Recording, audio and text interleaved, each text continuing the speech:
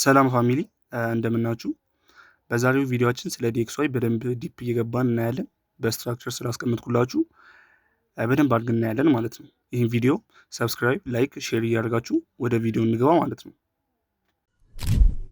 ሶ መጀመሪያ ዲኤክስዋይ ማለት ምን ማለት እንደሆነ ዴፊኒሽኑን እንይና ከዛ በኋላ ስለ እያንዳንዱ እየገባን ስለ እያንዳንዱ ስትራክቸር እናያለን ማለት ነው።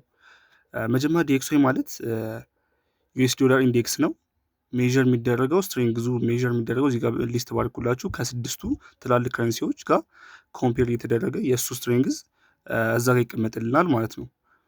እዚህ ጋር እንደምታዩት ከእነዚህ ስድስቱ በፐርሰንት አስቀምጬላቸዋለሁ ምን ያህል እንትን እንዳላቸው እያንዳንዱ። አሁን ለምሳሌ ዩሮ ምን ያህል ፓወር እንዳለው፣ ምክንያቱም እዚህ ጋር አንድ ኒውስ አለ ማለት ያው ኢፌክት ያደርገዋል ዳይሬክትሊ ኢንዳይሬክትሊ ዲኤክስዋይ ኢፌክት ስለሚያደርገው በፐርሰንቴጅ አስቀምጦልናል ማለት ነው። እዚጋ እንደምታዩት 57.6% ዩሮ አፌክት ያደርገዋል እያለ ሁሉንም ሊስት ያደርጋቸዋል ማለት ነው። ከዚህ ጋር እንደምታዩት እና በአጭሩ ዲኤክስዋይ ማለት ዩኤስ ዶላር ኢንዴክስ ነው ብያቸዋለሁ። እዚህ ጋር ሃው ስትሮንገር ዩኤስ ዶላር ኢዝ ኮምፔርድ ቱ 6 ቢግ ከረንሲ ማለት ነው። ከነዚህ ስድስቱ ከረንሲ ጋር እየተፎካከረ ከነዚህ ስድስት ትላልቅ ከረንሲዎች ጋር ኮምፔር የተደረገ የእሱን ፕሬስ እናያለን ማለት ነው። ሶ ስለ ሂስትሪው ስንመለከት ዲኤክስዋይ መች ተፈጠረ፣ ከምን አይነት ቤዝ ፕራይስ ተነሳ የሚለውን ስናይ ክሬት የተደረገው በ1973 ነው። አፍተር ብሪተን ውድ ሲስተም ኢንድድ። ቅድም እንዳልኳችሁ ብሪተን ውድ ማለት በአጭሩ በፊት ላይ ከረንሲዎች በጎልድ ነበር ባክ የሚደረጉት። ያ ሲስተም ካለቀ በኋላ ወይም ደግሞ እንትን ካለ በኋላ ክራሽ ካደረገ በኋላ ወደዚህ ወደ ዶላር እንትን ሲስተም ስለገባን ያኔ የጀመረው በ1973 ነው ማለት ነው። እና ስታርትድ ቫሊዩ ደግሞ ቤዙ በመቶ ነው የጀመረው። ሜጀር የሚደረገው ከስድስት ሜጀር ከረንሲዎች ጋር ቅድም ያሳየዋችሁ ማለት ነው። እዚህ ጋር እንደምታዩት ዩሮ 57 ብሎታል። እዚህ ጋር ግን 57.6 ነው ያው ስናጠጋገው ማለት ነው 57 የሆነው። ሶ ሜጀር ሂስቶሪካል ሙቭመንቱ ደግሞ ሙቭመንቱ ስናየው እንዳልኳችሁ የጀመረው ከመቶ ነው።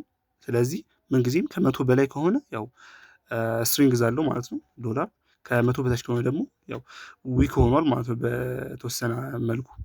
እዚህ ጋር እንደምታዩት በ1985 ወደ 160 አካባቢ ደርሶ ነበር ማለት ነው። በጣም ቡሊሽ ሲዝን ነበር።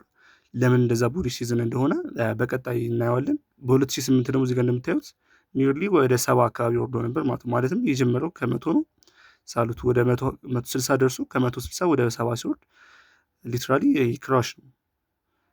ለምን እዚህ ጋር እንደዚህም እንደወረደ በተወሰነ መልኩ እናያለን ማለት ነው። በ2022 ደግሞ ያው ከ114 አካባቢ ነው ማለት ነው። ለምን እዚህ ጋር እንደዚሁ እያንዳንዱ በቃ ሪዝን አላቸው። ለምን እዚህ ጋር በጣም እንደወጣ ቡሊሽ ሲዝን እንደነበር፣ ለምን እዚህ ጋር ደግሞ ቤር ሲዝን ለምን እንደነበር እያንዳንዱ ሪዝናቸው እናያለን ማለት ነው።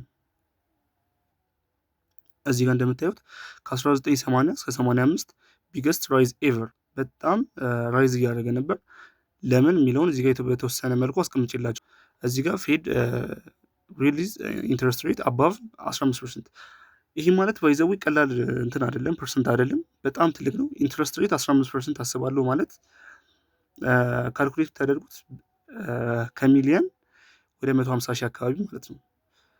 ደግሞ በጣም ትላልቅ ገንዘብ የሚያስቀምጥ ካለ በቢሊየንስ የሚያስቀምጥ ከሆነ ሊትራሊ በጣም ጎልደን የሆነ ኦፖርቹኒቲ ስለሆነ ሁሉም ገንዘቡ ወዴት ያንቀሳቀሳል? ወደ ዶላር እንትን ያደርጋል ማለት ነው፣ ይቀይራል። ስለዚህ ዶላር በጣም ተፈላጊ ስለሚሆን እንትን ይላል፣ በጣም አቅርቦት ይኖርና እንደምታዩት ይሄን ትልቅ የሆነ ኢምፐልስ የሆነ ሙቭ አፕዋርድ አይተናል ማለት ነው።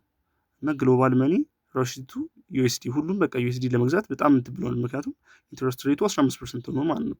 ሶ እንደዚህ መሆኑ ሪዛልቱ ምን ሆነ ካለም ስትሮንግ የሆነ ዶላር ሞደርን በሆነ ሂስትሪ ክሬት አድርገዋል ማለት ነው።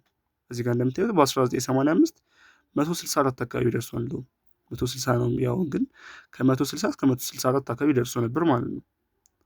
እዚህ ጋር እንደምታዩት ደግሞ በ2008 ሊትራሊ ከ164 ነው ቀጥታ 70 የወረደው። ሂስቶሪካል ሎው እና ሂስቶሪካል ሃይ ናቸው እነዚህ። እስካሁን ሁለቱ እስካሁን ባለንበት 2026 ሃዩም ሎውም አልተወሰደም። ቤር ሲዝኑ ደግሞ ለምን እንደሆነ ሪዝኖቹ እንመልከት ማለት ነው። እዚህ ጋር እንደምታዩት ደግሞ ከ2002 እስከ 2008 ማለት 2008 ላይ ክራይሲስ ነበረ፣ ቤር ማርኬት ነበር። ከ120 ወደ 70 ቀጥታ ነው የወረደው። ሂስቶሪክ ሎው ነው።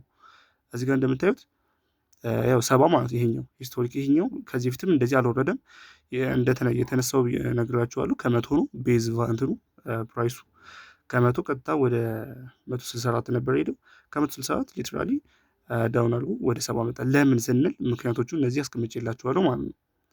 ዋነኛው ምክንያት ግን ፌድ ሬት ኒርሊ 0%። ቅድም እንደዛ የወጣው ወደኋላ ስንመለስ እዚህ ጋር 15% ሰው ሁሉ ራሽ ያደርጋል። ምክንያቱም ዶላር መግዛት ይፈልጋል፣ መያዝ ይፈልጋል።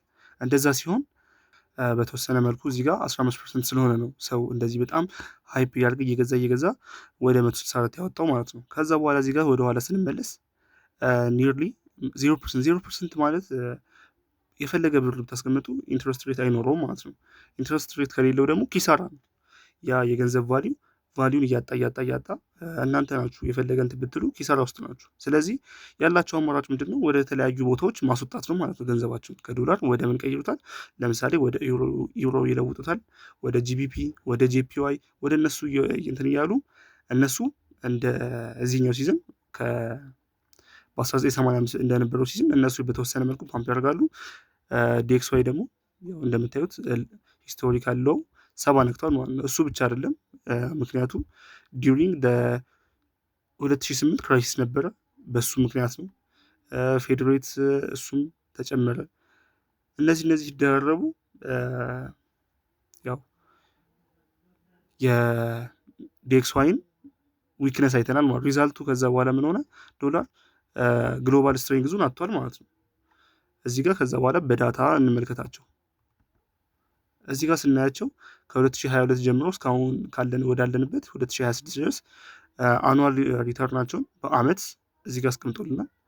2022 ላይ ስንመለከት ሀይ የተሰራው 114.78 ላይ ነው።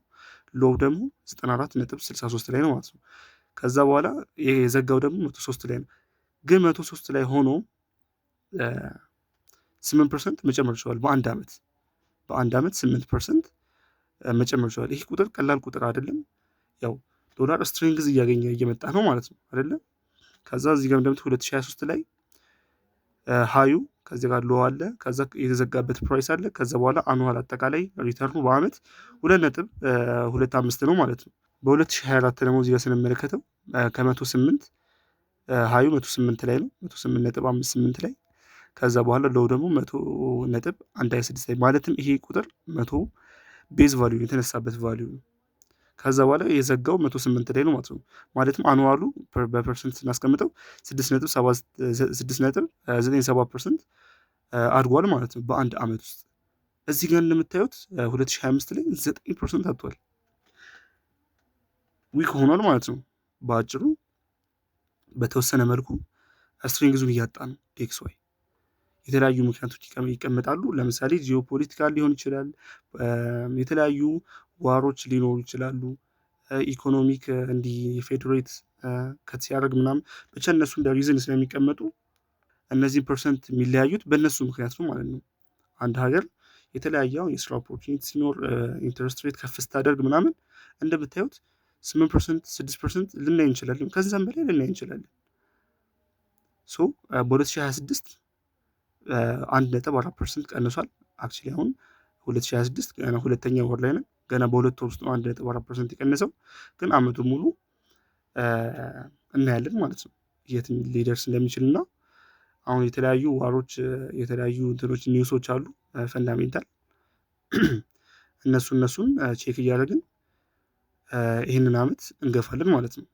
ግን በ2026 እንዳያችሁት ሃዩ 99.49% ነው። ሎው ደግሞ 95 በጣም ወርዷል።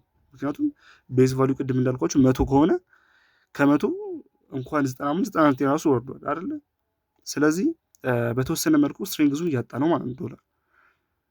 ሶ እኛም የተለያዩ ቦታዎች አሁን የተለያዩ ፔሮች ላይ ትሬድ የምንገባ ከሆነ ገና ካሁኑ ዲኤክስዋይን አናሊሲስ እየሰራን ለትሬዶቻችን ያው ፈንዳሜንታልም ስሩ ግራጁዋል የሆነ ቤዝ እንጥለላቸዋለን ማለት ነው። ማለትም አሁን ለምሳሌ በዚህኛው በ2026 ውስጥ ይወርዳሉ ብለን ካሰብን ኮሮሌት የሆኑ እንትኖች አሉ፣ ፔሮች አሉ ከዴክስ ዋይ ጋር።